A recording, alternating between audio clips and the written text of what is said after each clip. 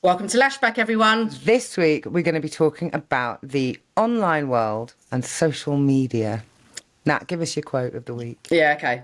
All right. So, social media has significantly changed society by dramatically altering how people communicate, access information, and interact with each other, leading to the increased connectivity, the ability to mobilise social movements, and also issues like the spread of misinformation, cyberbullying, and potential negative impacts on mental health due to constant comparison to others online, which directly links to a lot of our episodes.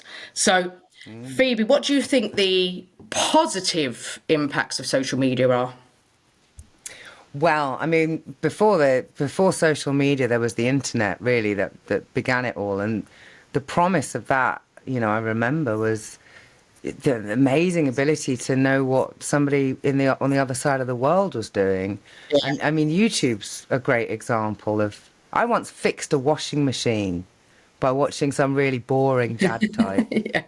Yeah, literally, when I say fix washing machine, I took the front off the washing machine and changed the ring, all because I watched the video on YouTube. Now, pre-social media in the YouTube sense, I would have been able to do that. I would have spent hundreds of quid getting some boring dad type to actually come over and do it. But instead, I just had to put up with 15 minutes of a video quite a few times. When it comes to the social media platforms, positivity-wise, it really is a beautiful way of connectivity, information sharing. I'm not sure how well the things like social activism or community building really goes, because is that really connecting with the real issues? But overall, being able to, find someone through a picture is good as well. Like, I've met someone in a bar and they were great. I wanted to email them or message them, and I can find them because I remember what they look like. Don't need to know someone's surname necessarily. Yeah, so I think sticking on the positives, I think obviously connectivity is key. I moved to Australia in 2009, and that's when I personally got onto Facebook, and that was a massive way of connecting.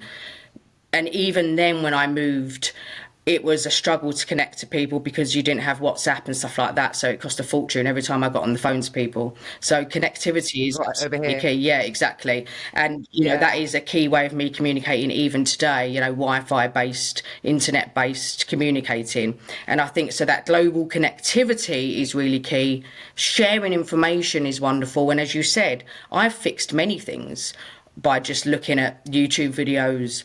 I think they can get a bit it's different from when it started, though, where Yeah. there's so much information now it can be hard to find what you need without someone waffling for 10 years. And obviously community building is key, but there's negative components to social media, Yeah. isn't there? Like, Well, definitely. I mean, echo chambers being one of the key things. yeah, The algorithm decides, doesn't it?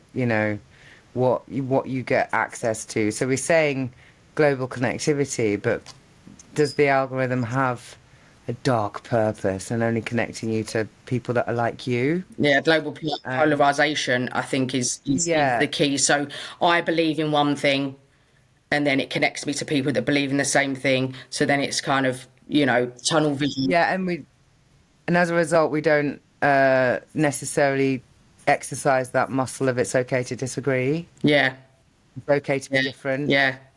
It's okay to, we can live with polarity. Somebody can be a Christian and somebody can be a Muslim, and they can still like get on, Yeah, yeah.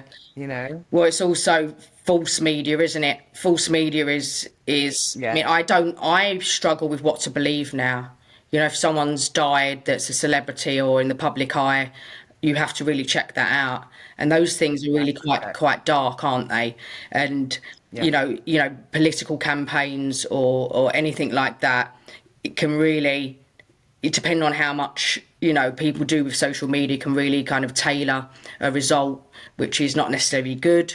And it can, is it freedom of speech or is it tailoring speech? But in a way, is that any different to how TV or printed press has worked in the past? Good question. Um, it's not actually the platform or the medium in which we're receiving our information. It's the way that is controlled. Yeah, Because I mean, the promise of the internet when it first started was like open source information.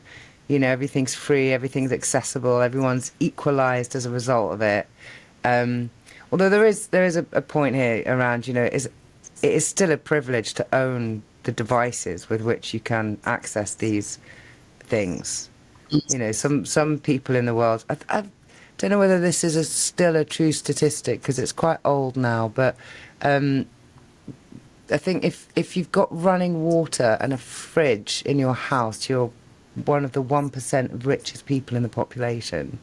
Because actually that speaks to the numbers of people that do live in different, I don't want to say poverty so much, it's just not modern ways. Yeah. So, it's an echo chamber of the people that can afford the device. That means that they're on and are connected in that way.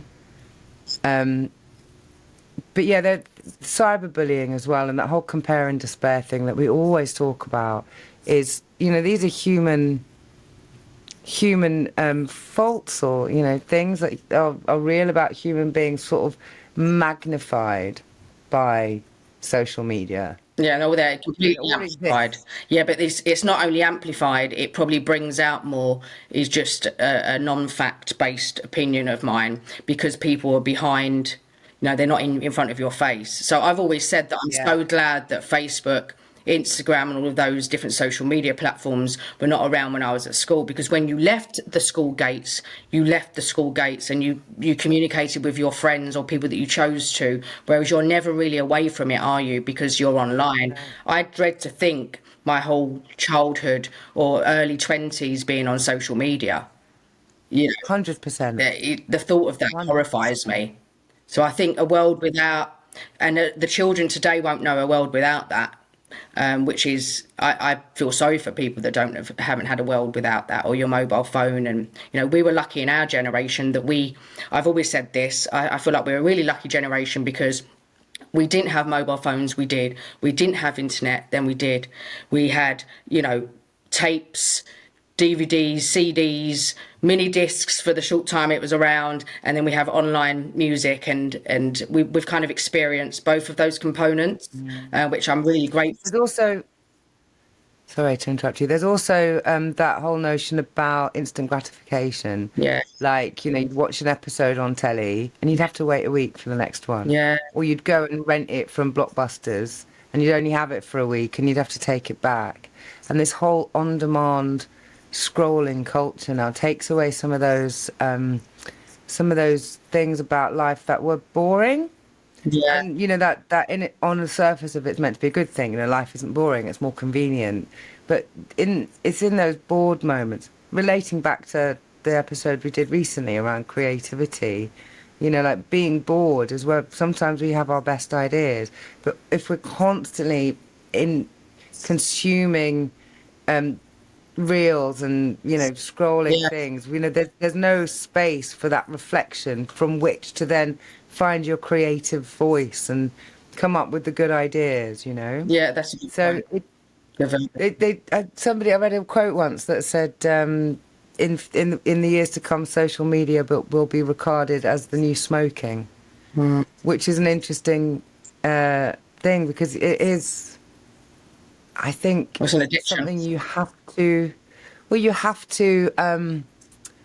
you can't spend all day in the pub drinking if you want to, like, make money and, have a life and a good social life. It's, Friday night maybe is the time to go to the pub, not Monday morning.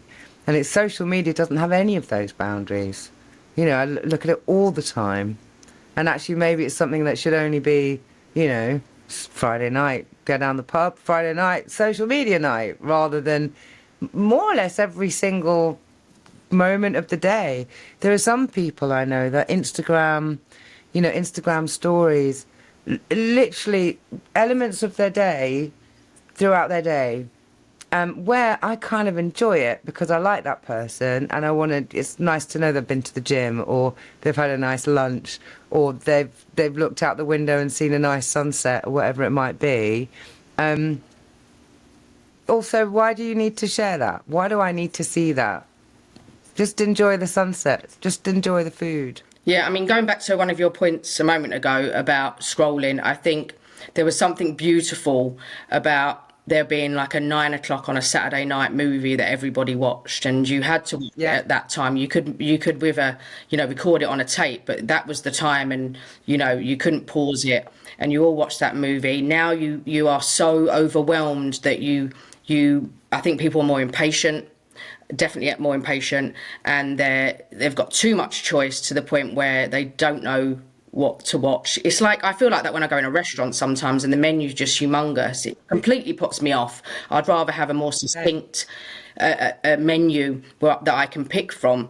And I think that having everything at your fingertips is creating an addiction, a new addiction, as you sort of reference, which is not healthy. And also scrolling, I find myself having to stop myself from scrolling because I've just wasted an hour of my life. And there are some beautiful things about that. There's some really wonderful things about online, but there needs to be a balance, and it's gone too far, in my opinion. Yeah. Or it's a personal responsibility to recognise that it is like smoking, not good for you. And if you are going to do it, to do it in a boundaried way.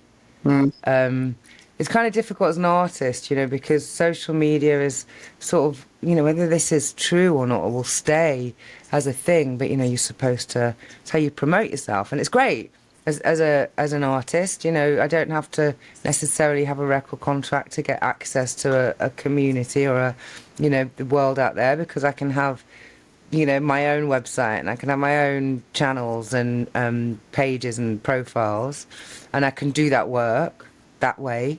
Although I don't know when I'm going to be writing the songs or whatever.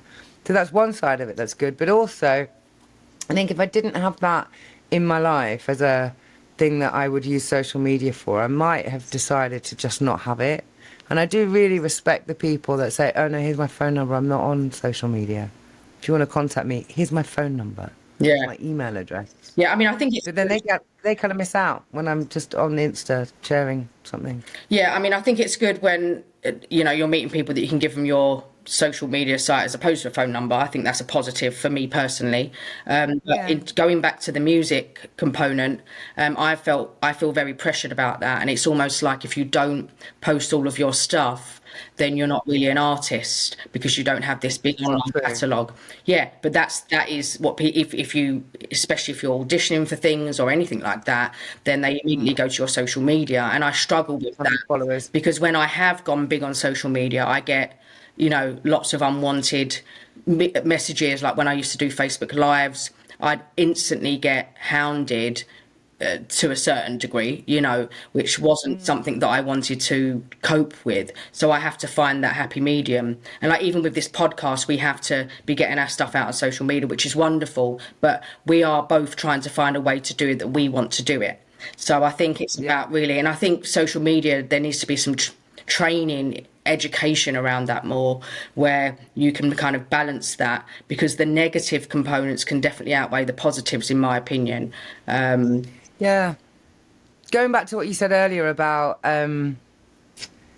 people, because you're not right in the face of it, sort of like road rage, the phenomena that you would swear at somebody, like you drive in a car and somebody cuts you up, and the way you would talk to that person because you're safe in a metal box and they're in their metal box is absolutely not the way you would talk to them if you were literally just face to face. You wouldn't have the stones for it. And I think social media is kind of the same, this internet life where you can type what I want because this person's on the other side of the world and they're not going to punch me in the face if I'm mean. So there is a personal responsibility around your use of it, but also like how you choose to speak to people, even though they're not somebody you actually physically know. Because people can be trolls, Well, yeah. Can be really... People need to take more accountability, and there's laws that have been coming out and stuff like that, because, catfishing, for example, new way of meeting people, online dating, it can be a very world out there, grooming, who are you actually really talking to? And even with AI now, the way of combating that before was, if you watch the show Catfish, make sure they come on a video call with you. Make sure you do that. And I've watched many different documentaries about this where now they use AI, and you can sort of figure it out if you're that way inclined or you're more knowledgeable. But there's it's getting better and better and better with AI, which, you know, how do you then combat that? You have to go and meet them in person, but then you still have to be careful about that. So, you know, we're losing, there's a connectivity and then there's a disconnect, isn't there? We're more connected, but then we might be out in the pub and everyone's on their phones. So you're completely disconnected. Yeah. You know? Yeah. There's something about perception of reality as well, isn't there? Like, what's real these days? Yeah. How do you know something's real? Like I did history A level, which for those of you that are not in the UK is the school years sort of 16 and 17 and 18. Yeah. You do that second level stuff. And, you know, it was a big thing, you know, what your primary sources of evidence and what your secondary sources of evidence. So is this what somebody said? Or is this what somebody said about what they said? Yeah. And I think that's kind of a really critical thinking, really, a useful skill that I use when I'm, you know, I see an advert on Facebook that makes me worry about this thing. Even with products, if I see a product ad on a social media that interests me, like a brand new kind of toothpaste, I will then go to Google and research that toothpaste. I will never not go shop now because I just don't know. And that's that thinking of like, is this come from the cat's mouth, so to speak? Or is this like some kind of fabricated page in order to hook me into some kind of scam? And it just become more and more sophisticated. And I don't know whether, like you say about education, I don't know whether everybody would think to do that. And I feel lucky that I went to the kind of school that, and I did a university degree, very privileged of me, and we learnt about critical thinking. And so I can apply that kind of thinking when I'm in my life, social media and otherwise. Even gossip in the pub, if somebody says they said this and they said this, I'll be like, I'd take that with a pinch of salt because I didn't hear them say that. Yeah, absolutely. But, you know, there is a bit of a human nature thing here around taking at what's face value. But we do live in a very real world that seems to become more and more unreal. Yeah, well, again, connectivity and disconnect, isn't it? And things are getting more technically advanced all the time. Like I said, you could have a video call with somebody to verify they were who they were or who they say they are, but it's getting more and more advanced now. I was watching a scam documentary recently, and somebody, you know, got scammed by their bank into a loan, and they did everything right. It was just so advanced. They did absolutely everything right. They called the number, they put the phone down, they called the bank, but that the scam artist had it at the top of Google. They even said they were this person because they'd found somebody on LinkedIn who was the fraud department at that particular bank, and they said they were them. So they said, we can look at me on LinkedIn. This is who I say I am. You know, so it's getting more and more advanced, and you have to be so careful. And it's like, it kind of crosses that line of paranoia as well, where, you know, and I'm a technical project manager when I'm not singing, and even I have to be really careful, you know. So I think we have to be aware of online connections. We have to be, for me personally, a tip that I say to myself is, unless something's really urgent, when I'm going out with my friends, I'm with my friends. I'm with you. I'm listening to you. 100%. You know, and if you have to take a call, put you have your to take phone a away. call. Put your phone away. If you want to do a quick post, fine. But spend time with the people face to face, you know, and I think that's really important. And I also try to, being in the social media, well, when I am putting stuff of music online, I don't read the comments. I mean, that's good and bad, I guess. But so Phoebe, I want to go down this episode with, where do you think social media is going? Very broad, and we'll talk about this on another episode, but as a very broad question, where do you see it going? Faster, subliming, what? I don't know whether I can answer that question. There's so many things. I mean, that recent stuff in the States around TikTok, and, you know, that's a world politic issue between America and China. Yeah. That's affecting, you know, lots of people in America saying, but this is how I make my money. And there are people that make good money from social media Absolutely, platforms, millions. YouTube, TikTok. So, you know, for I guess for many people, that's it's been a path out of, you know, of social mobility, really. It's a path for social mobility and being able to earn more money than they might be able to in their locale. And that's a positive thing with a capitalist lens on. Where it's going, I mean, for me personally, when we talk about these things, I consider, you know, buying a shack in the middle of a field and making my own off-grid life, and growing my own vegetables, and, you know, forgetting it all.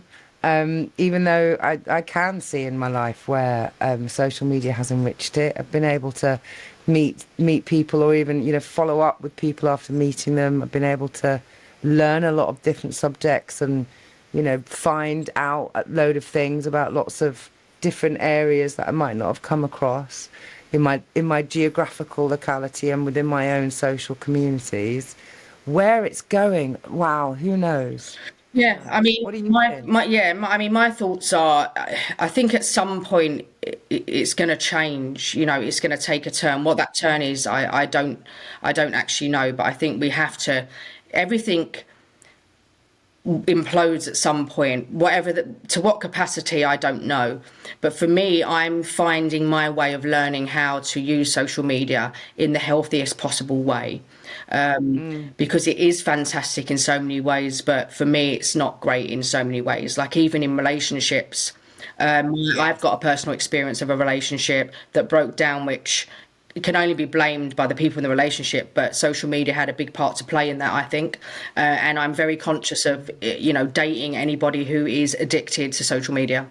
So I think we can talk about this more. I think with things happening in the world, especially as you mentioned, TikTok and pending possible banning in the States, which is a massive topic in itself, which we'll leave for now. Let's continue this conversation in another episode. But everybody, let us know your thoughts on social media and what works for you, what doesn't, and where you see it going. Indeed. See you next time. See you next week, guys. Bye-bye.